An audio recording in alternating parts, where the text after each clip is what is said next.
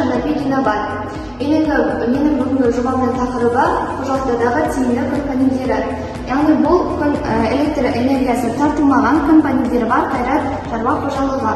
Бүгінгі менің бизнес жобамның мақсаты ауылдық жерлерде күн панельдері бар арқылы алынған энергияны шаруашылықта қолдану және де осы қожалықтағы шаруашылықты дамыту. Зерттеу объектісі қайрат шаруа қожалығындағы 6 панельден тұратын батареясы күннен тұрмыстық техникада, ауладағы электр құрылғыларда және жарықтандыруда энергиясын пайдалану. Жобаның өзектілігі ауылдан адам көшсе де, адамнан ауыл көшпейді демекші, қожалықтың заманауи үлгісін ұсыну. Ендігі кезекте сіздер осы күн энергиясын тұрмыстық техникада, аулада электр құрылғыларда және жарықтандыруда қолданудың есептерін көре аласыздар. Яғни осы қожалықтарда теледидарды 6 сағат қолданатын болса, қосылған қуат 260 ватт болатын болса, бір тәулікте 1,2 киловатт бөлінген сағат шығады. Және де аз көмесі пайдалану уақыты 4 сағат болатын болса, қосылған уақыты 60 ватт болады. Сонда біз бір тәулікте 0,24 киловатт бөлінген сағат аламыз. Мысалы, осы қожалықтарда тоңазытқыштар пайдалану уақыты тәулігіне 127 ватт болатын болса, бір тәулікте 1 киловатт бөлінген сағат шығады. Насостар, яғни осы қожалықта қолданылатын насостарды алатын болса, пайдалану уақыты 1,5 сағат пайдаланса, қосылған уақыт 200 ватт болатын болса, бір тәулікте біз 0,13 киловатт бөлінген сағатты аламыз. Су тартатын машина пайдалану уақыты 3 сағат болатын болса, қосылған уақыт 350 ватт болса, бір тәулікте біз 0,154 киловатт бөлінген сағат аламыз. Яғни осының барлығы тәулігіне 2,15 киловатт бөлінген сағат энергия кетеді. Келесі кезекте осы күн панельдері арқылы күн энергиясын алудың артықшылықтары мен кемшіліктерін көре аласыздар. Яғни артықшылықтарды келетін болсақ, күн энергиясы ешқашан сатылмайды, қоршаған ортаға қауіпсіз және бәріне бірдей қолжетімді болып табылады және экономикалық шығыны аз.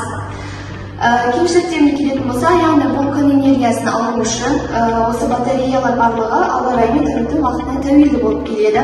Күн энергиясын алу үшін қолданылатын құрылғылардың қымбатшылығы және оны шағылдыратын етіп периодты түрде тазалап отыру қажет және де электр станцияның жанында атмосфераға сіңіп кетуі мүмкін.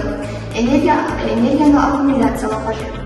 Келесі сізде сұхбаттарды көре аласыздар, яғни мен сыныптастарына сұхбат алуға болатынын, күн панельдері туралы білесің бе деген сұрақ қойдым.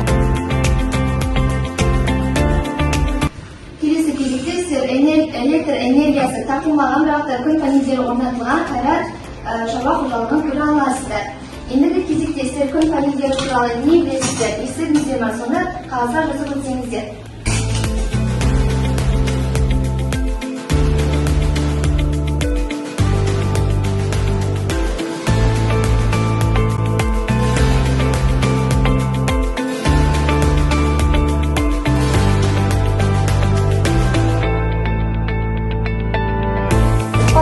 Біз 11 оқушыны білмейтінін байқадық. 5 оқушы білмейді екенін мен айтқан соң 16 оқушы білді. Ендігі бір жарық диодты шамдар мен қыздыру шамдарды салыстырсақ, қыздыру шамдарының бағасы 5.000 теңге болатын болса, жарық диодты шамдардың бағасы 13.000 теңге болады.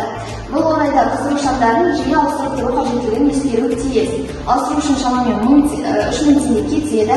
Егер 10 жылда алсақ, 60 рет ауыстыру қажет болады, яғни 3.060 өтетін болса, 180.000 теңге шығады.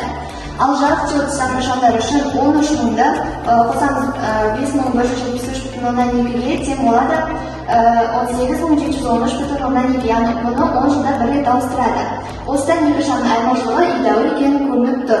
Яғни бізде сонда қорытындыға келетін болса, жарық диодты шамдарды пайдалану өте тиімді болып келеді. Енді қорытындылай келсек, күн энергиясын өз болашағымыз үшін пайдаланудың болашағы өте зор. Ғалымдардың айтуынша 2050 жылға дейін осы күн энергиясын пайдалану адамзаттың қажеттілігін 25-30% өтей алады. Осы тұжырымдар бойынша біз күн энергиясын адамзат үшін сатылмайтын байлық екенін атап өте аламыз. Ұсынысты айтатын болсам, осы жоба арқылы алған білімдерін, практикалық дағдылардың болашақ оқу барысында зерттеп, қолданып ауылымыздың көркеюіне және балалық туған жерге деген сезіммен үлес қосады деген сенімдемін. Назарларыңызға рахмет.